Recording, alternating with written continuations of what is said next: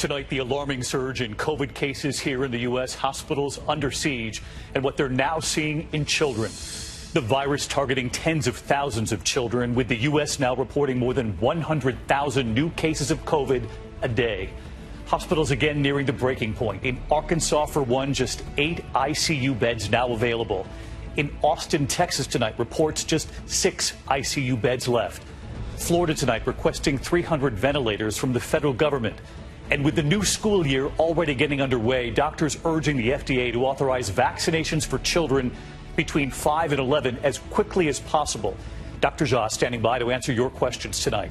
The major fires in the U.S. in California, the Dixie Fire, now the second largest in California history. And it comes as the UN tonight issues a new and alarming climate report, calling it a, quote, code red for humanity. Tonight, we have the numbers here, how quickly the Earth is warming, much faster than they thought. Our team also in Greece tonight, the fires there, and in Turkey. Parts of Europe seeing the worst heat in 30 years. Some residents and tourists now boarding ferries to escape the flames. The developing headline from Washington at this hour, President Biden tonight a major step closer to passage of his $1.2 trillion infrastructure plan. The Senate expected to pass the bill with bipartisan support as early as tomorrow morning. Rachel Scott standing by with live reporting from the Hill and what Democrats immediately plan to do next. The developments involving New York Governor Andrew Cuomo tonight, his top aide now resigning, what she's saying. There is also news breaking involving Prince Andrew, now facing a new lawsuit tonight filed by Jeffrey Epstein accuser Virginia Giuffre, what she claims. With U.S. troops coming home, the worsening situation in Afghanistan tonight, the Taliban now seizing control of at least 6 key cities, and what the Pentagon is now acknowledging. We're also tracking severe storms in the Midwest, a tornado watch in the Chicago area, and the tropical storm watch issued in the Caribbean. Could this potentially impact the U.S.?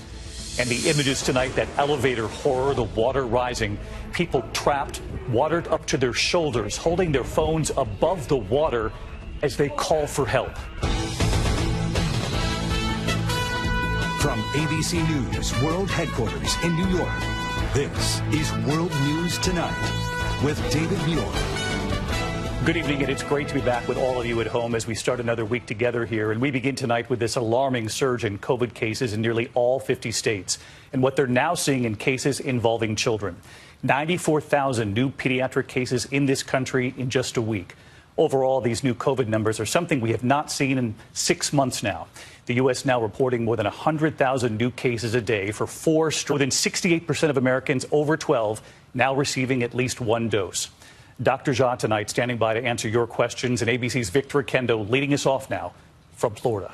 4 million active duty military members to get the vaccine starting in mid-September. You can consider this memo today as what we would call in the military a warning order. And the Pentagon could move that deadline up if the vaccines get full FDA approval sooner. Tonight, with millions of school children heading back to the classroom, doctors fear more kids will be hospitalized with COVID. You should assume that we're going to see pediatric intensive care units all across the South completely overwhelmed, and something even a possibility of